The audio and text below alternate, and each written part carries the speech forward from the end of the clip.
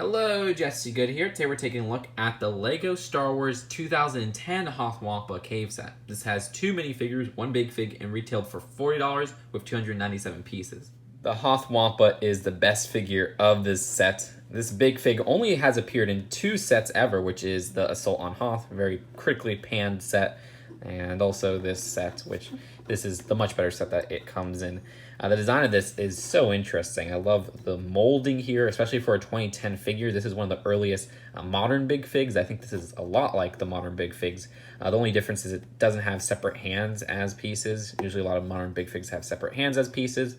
Love just the face printing as well. Mine seems to have some scratches though, unfortunately. These 2 arms are separate pieces, but everything else is one piece. Also, these horns are actually separate pieces as well. And of course, you have the chicken leg, which is quite funny. So that is it for this big Fig Wampa. Let's take a look at the other figures found within this set. Here is the Luke Skywalker minifigure of the set. His torso print was not found in any other sets. That one is exclusive to the set. If you look underneath, very basic face print that they used for quite a while around that same time. And he does not have any back facial printing, but does have a back torso printing. And you know, for a set, this actually has some pretty modern minifigures. Here is Zev. The character has appeared in, I think, 3 sets in total. There was a battle pack around the same time, which is actually the identical minifigure, but also in the UCS Snowspeeder they released in 2017 or 2018. The design of this, of course, is different from that one, with a very common torso and facial print, which has been used for different characters. But that is it for Zev. No alternate facial expression or anything like that. Anyways, for the build of the set, let's take a look at the Hoth Wampa cave first. For the build of the Hoth Wampa cave, I really like this. This is something I'm definitely going to display because it's a very iconic scene.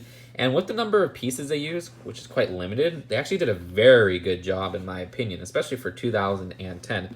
Really, we only have this big ugly rock piece right here that looks a little bit out of place.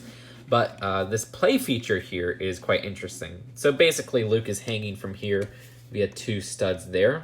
And there's this sloped part right here, which looks a little bit odd. Of course, it's holding his lightsaber.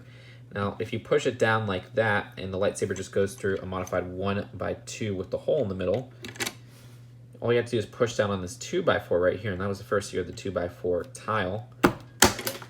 And the lightsaber goes launching. Of course, you probably can't get it into his hand, but it's actually just a really clever, genius play feature, in my opinion.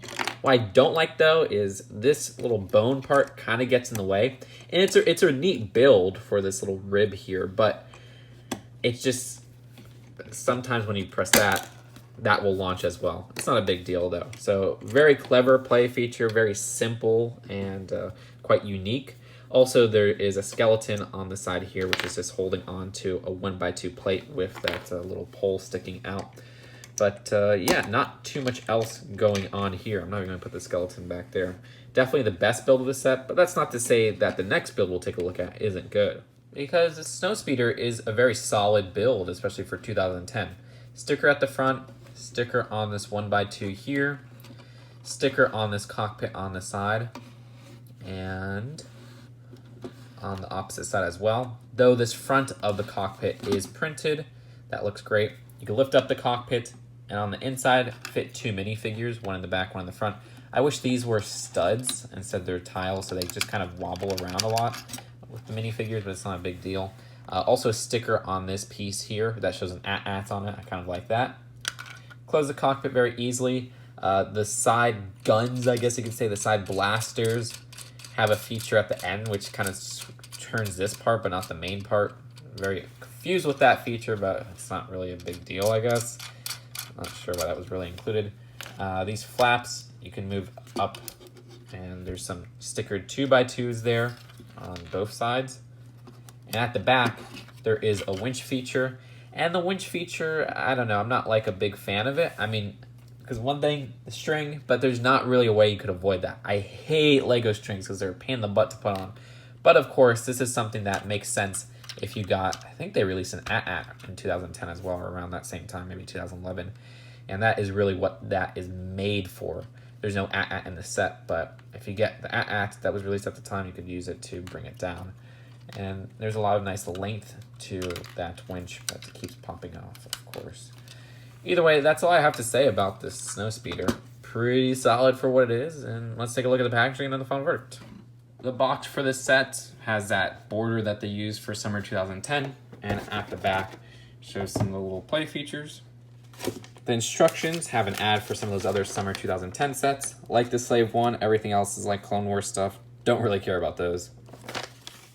So overall, this is a very good set of a very iconic scene. I don't have much complaints with the Hoth Wampa cave. I don't have much complaints with the Snowspeeder. And if they release this nowadays, it would be like 50 to 60, but at least this was released back then for 40 bucks. Then again, inflation is not included. So yeah, that's it for now. Hope you guys enjoyed this look at an older LEGO Star Wars set. I'll see you guys later. Peace out. Bye.